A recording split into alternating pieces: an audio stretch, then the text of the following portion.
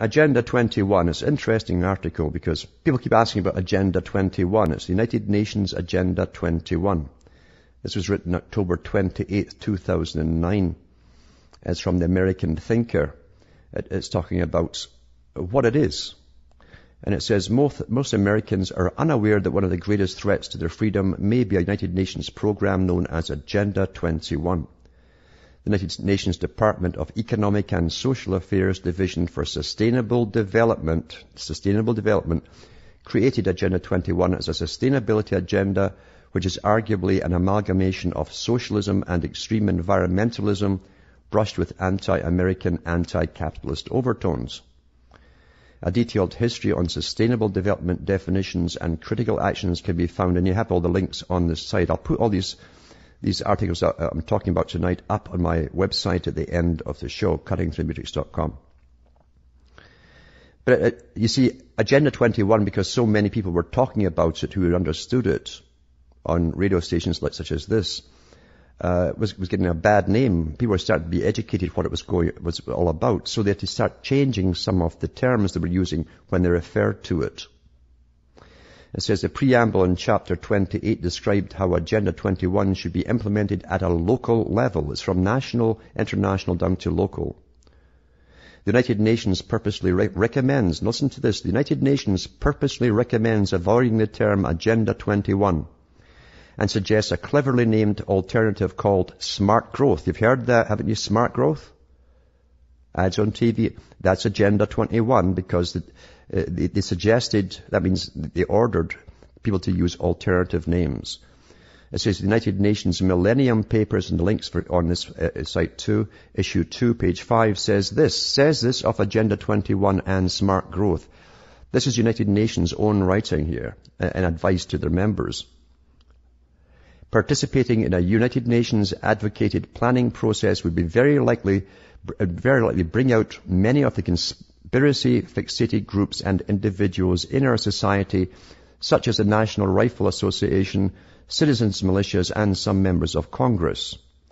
This segment of our society who fear one world government and a United Nations invasion of the United States through which our individual freedom would be stripped away would actively work to defeat any elected official who joined the conspiracy by undertaking LA 21. So we call our process something else, such as comprehensive planning, growth management, or smart growth. That's from the United Nations' own site. That's their advice to their own members. So if you talk about it, you're a conspiracy nut. All right? No, it doesn't say in a little bit of advice there that they're not going to bring in a world government. It says, this segment of our society who fear one world government. We're not supposed to fear it, you see, which is also an admission. It says, undoubtedly residents of any town, county, or city in the United States that treasure their freedom, liberty, and property rights couldn't care less whether it's called Agenda 21, or smart growth. A recent example of this can be found in Carroll County, Maryland, where a smart growth plan called Pathways, that's another term they're using, Pathways, was drafted by the county planning department. The plan, if enacted, proposed a breathtaking reshuffling of land rights. What did they do about land rights with Pathways and smart growth? Rezoning of thousands of acres of beautiful low-density agricultural farmland and protected residential conservation land into office parks. Downzoning of agriculture land to prevent future subdivision by farmers. Upzoning of low-density residential land around small towns into higher-density zoning to permit construction of hundreds or possibly thousands of inclusive housing units, including apartments and condominiums. Inclusive housing with placement of multi-family construction on ill-fill lots with existing residential single-family communities, etc., etc.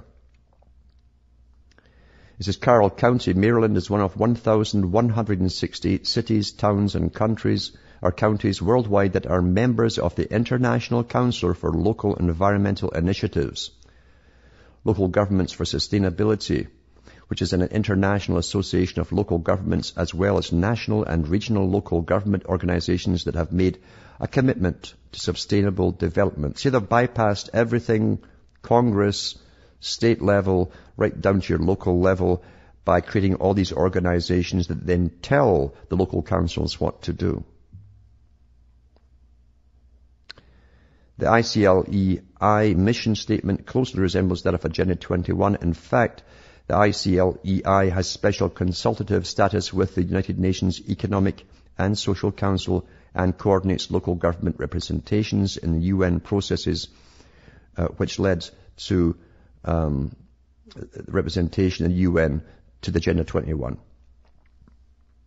And they have these special community leaders, unelected community leaders. That's how the world is run, by these Soviet-style non-governmental organizations, all under the direction of the United Nations. And they're working steadily across the whole world, taking all your rights away, bypassing all discussion and governmental level and all departments until they have achieved what they want. Very, very clever. Very clever, but then they have multi-billions and trillions of dollars to back them. They have full-time staff working to lobby, etc., and set up these groups. An end run around the Constitution was what one guy in the Council on Foreign Relations says. They wouldn't hit it head on, they just go around it. Well, that's exactly what they've been doing for years and years and years. Years and years and years. And then Obama has announced the government greenhouse gas emissions targets. People thought that nothing was going to come out of the Copenhagen Treaty. I said, not at all. They'll agree on all the next stuff that comes up. That's what they agreed upon, to sign everything into law.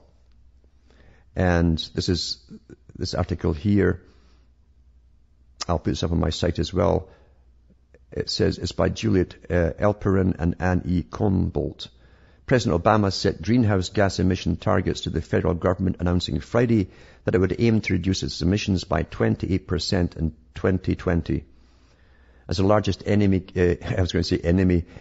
consumer in the United States, we have a responsibility to American citizens to reduce our energy use and become more efficient. How cleverly that's worded, isn't it? Again, by these PR specialists that work for the government. So they make it sound it's on behalf of you. You're good, right? As the largest energy consumer in the United States, we have a responsibility to American citizens to reduce our energy use and become more efficient, Obama said in a statement. Our goal is to lower costs, reduce pollution, and shift federal energy expenses away from oil and towards local clean energy. Now, they've already admitted before many other articles, it costs an awful lot more for you to buy that energy.